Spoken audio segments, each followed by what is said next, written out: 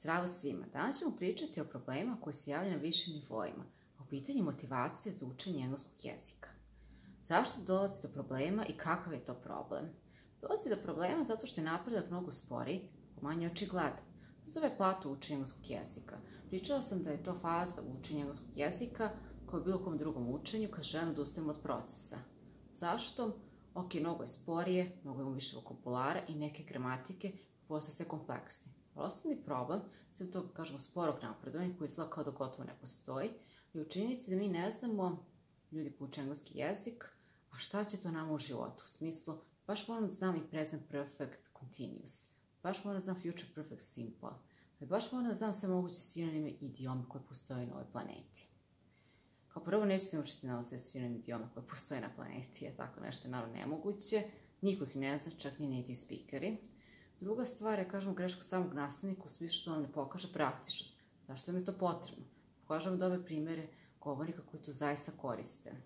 I treća stvar, obično, tokom ovog nivoa treba ljudima skrenuti pažnju. To prema što završi recimo sa B1 ili B2 nivoom, šta je FC, šta to treba se spremiti da bi moglo se položi, ili IELTS ili TOEFL.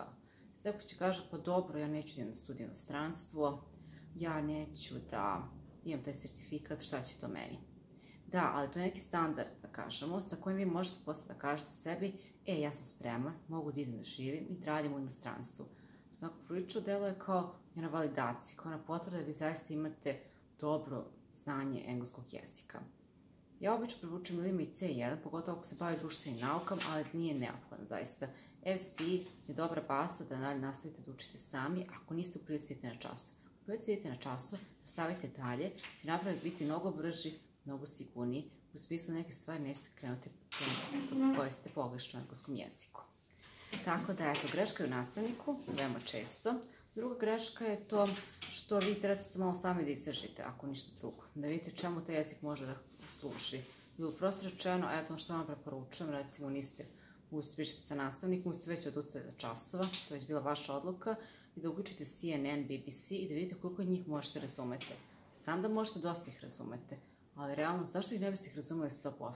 To je stvari na kraju krajeva ipak samo jedan običan dnevnik, za ne, ništa drugo. Ljudi koji su na B2, C1 nivo mogu apsolutno ih razumiju. To je ljudi na C1. B2 neke teme da, druge teme ne. Također zavisno od B2 nivoa koliko se ljudi skoncentrišu na tom datom nivou. Tako da, eto, također vidite koji je vaš cilj. Ako ste, recimo, dugo želite pročitati neku knjigu na engleskom jeziku, dalje ne možete razumete, stavite dalje idete na časove. Također, čitanje knjiga je veoma specifično, kad smo sve sad dotakli te teme, u smislu da kad čitate knjigu, naletite se dosta reči koje se ne koriste u govornom jeziku. Zato ako čitate nešto starije, nešto napisano pre 50 godina, govorimo o nekoj viktorijskoj književnosti. Tu dosta reči koje se više ne koriste, koje nisu toliko česte. Tako kako krećete nešto čitati na engleskom jeziku, nemojte se obeshrabriti.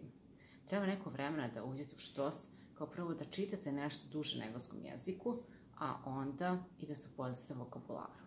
Koji je zanimljiv i lep, ali kažu manje koristan i manje se koristi. Eto, to je bilo sve za danas. Ako neko ima pitanja o polaganju FC-a, TOEFL, IELTS-a ili o tome kako da se postavi cilj kao učenja engleskog jezika, recimo želi da nastavim tu naviku, nije baš sigurno to i dalje ima smisla, slobodno mi pišite. Hvala puno i vidimo se uskoro.